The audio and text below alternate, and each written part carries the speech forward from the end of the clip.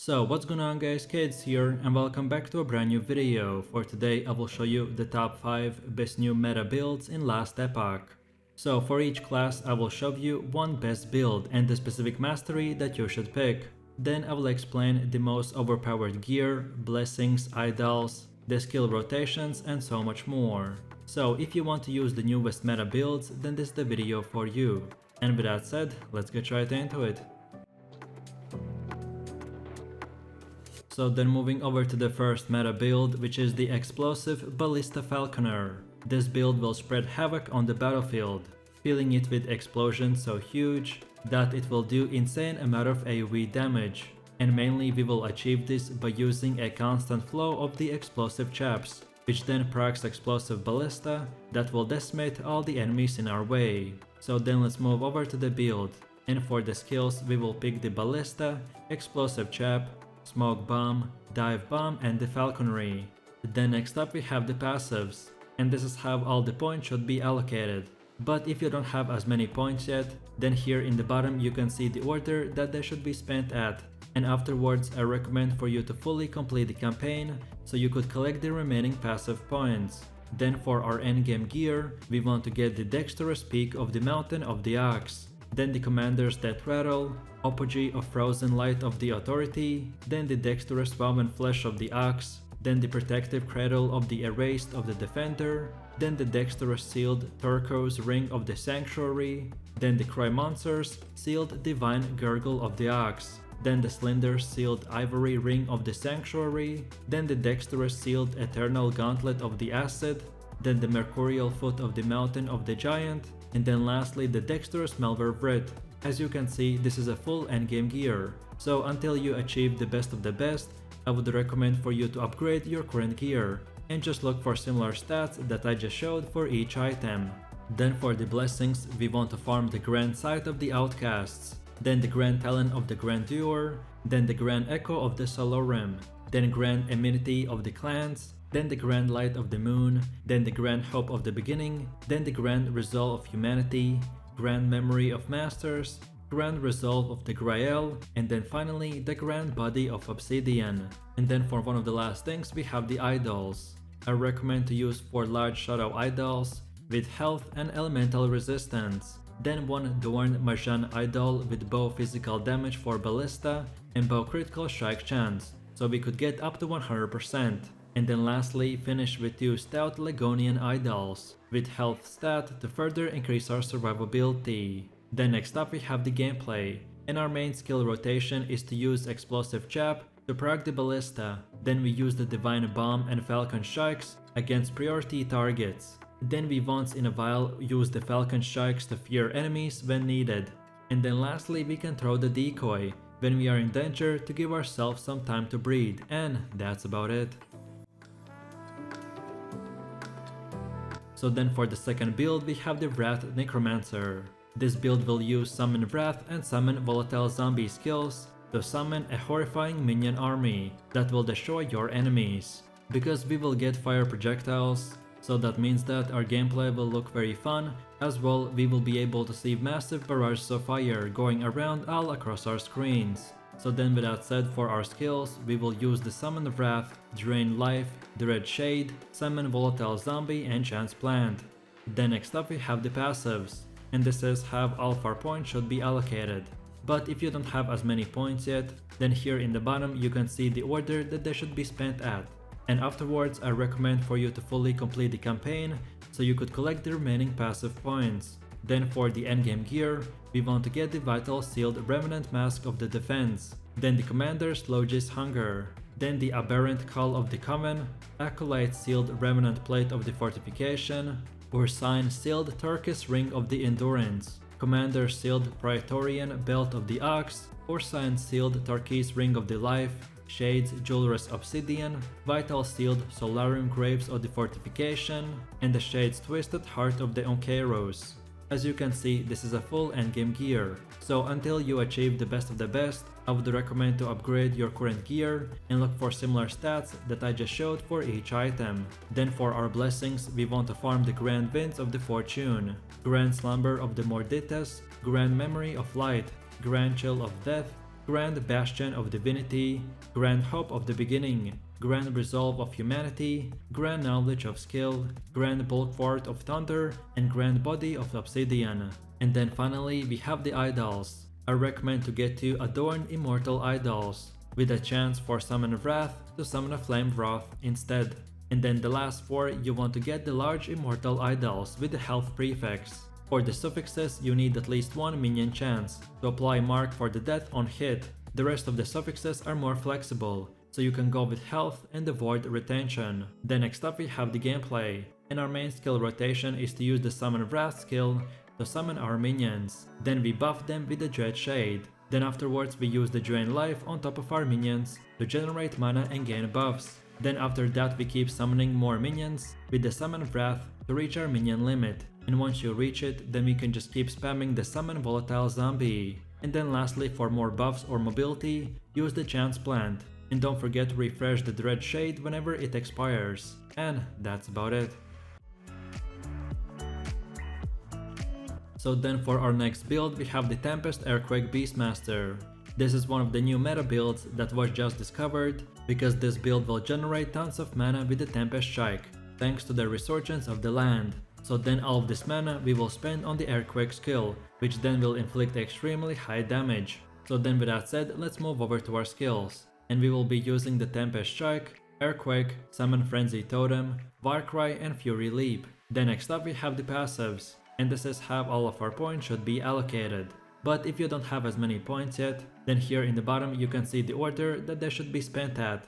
And afterwards I recommend for you to fully complete the campaign, so then you could collect the remaining passives. Then for our endgame gear we want to get the Mighty Sealed Ancestral Crown of the Ox, then the Aurora's Time Glass, Slayer's Undisputed, Mighty Sealed Ancestral Garb of the Life, Slayer's Eye of the Reen, Mighty Sealed Opal Ring of the Deflection, Shattered Chains of the Giant, Assassin Siphon of the Anguish of Hope, Mighty Sealed Eternal Gauntlets of Fortifications, Mighty Sealed Citadel Boots of the Giant, and the Assassin Sealed Spirit Catcher of Remedy. As you can see, this is a full endgame gear, so until you achieve the best of the best, I would recommend for you to upgrade your current gear, and look for similar stats that I just showed for each item. Then for blessings we want to farm the Grand Winds of the Fortune, then the Grand Talon of Graduar, Grand Winds of the Oblivion, Grand Scars of Blood, Grand Cruelty of the Meruna, Grand Hope of the Beginning, Grand Resolve of Humanity, Grand Memory of Masters,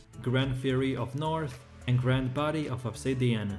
And then finally we have the idols. I recommend to get 4 large Nomad idols with health prefix. Then you can also want 4 stout Lagonian idols with the same health prefix. And lastly, you might need extra resistance out of your idols early on, so keep an eye for anything useful until you get your final setup. And now lastly, let's move over to the gameplay. And the Tempest Earthquake Beastmaster build will leap in, then slash the enemies with the Tempest Strike, and follow that up with the Earthquake. So then for our main skill rotation, we will want to use the Fury Leap to leap onto the enemies. Then we use the Summon Frenzy Totem to buff ourselves. Then we cast the Warcry for the Berserker and other OP buffs. Then from here we spam the Tempest Strike to deal damage and generate mana. And then finally we use the Earthquake skill whenever it comes off cooldown each time, and that's about it. So then for one of our last builds we have the Nova hammerdin paladin build, which is an exceptional build with screen wide clear and effortless playstyle. By us using the Enrus technique combined with the Avatar of the Spire, this will transform the hammer throw onto an AoE skill, which will fill the battlefield with hammers and allow us to crush our enemies from very far range. So then let's move over to the build itself. And for the skills we will pick the Hammer Throw, Sigils of Hope, Smite, Volatile Reversal and Holy Aura. Then next up we have the passives, and this is how all the points should be allocated. But if you don't have as many points yet, then here in the bottom you can see the order that they should be spent at. And afterwards I recommend for you to fully complete the campaign to collect the remaining passive points. Then for the endgame gear we want to get the Mighty Sealed Leonian Gretelm of the Ox, then the Eviscaring Sealed Oracle Amulet of the Life, then the Warrior Sealed Ella Wings of the Sleet, Sentinel Sealed Champion Regalia of the Ox, Protective Sealed Iron Glass Shield of the Defender, Ballista Sealed Opal Ring of Remedy, Warrior Sealed Praetorian Belt of the Ox, Ballista Sealed Ivory Ring of Life, Catapult Sealed Eternal Gauntlets of Acid, Mercurial Foot of the Mountain, and Catapult Sealed Argent Crest of the Deflection. As you can see, this is a full endgame gear, so until you achieve the best of the best, upgrade your current gear and look for similar stats that I just showed for each item. Then for blessings, we want to farm the Grand Winds of Fortune, Grand Slumber of Mordidas, Grand Wrath of the Ryan, Grand Scars of Blood, Grand Crash of the Waves, Grand Hope of the Beginning, Grand Cruelty of the Strength, Grand Memory of Masters, Grand Bones of Eternity, and Grand Body of Obsidian. And then finally we have the idols. I recommend to find 4 large Ryan's idols with the throwing attacks critical strike multiplier prefix, and then 4 more stout Lagonian idols with health and resistance prefix for better survivability. So then finally, let's move over to the gameplay, and this paladin build will use the hammer throw to create novas of hammers that will decimate all of the enemies within range. So then for our skill rotation, we will want to use 4 Seals of the Hope for their buffs. Then we spam hammer throws at the enemies. Then for mobility, to move faster across the map, we want to use the Smite or Shield Rush. And then finally we use the Volatile Reversal and Holy Aura on top of the enemies for their buffs and extra damage. And that's about it. As long as we maintain the 4 times Sigils of Hope for their buffs, we just simply have to spam the hammer throw skill and use the rest of the abilities depending on the fight, and it's that simple. And then for the last and final build, we have the Plasma Orb Runemaster. This build will blitz onto the battlefield, wielding fire and lightning, and because of the runic invocation, we will create plasma orbs that will zap alpha enemies with lightning and do insane amount of damage. So then let's move over to the build, and for our skills we will select the runic invocation, rune belt, flame ward, flame rush, and static orb. Then next up we have the passives, and this is how all the points should be allocated. But if you don't have as many points yet, then here in the bottom you can see the order that they should be spent at.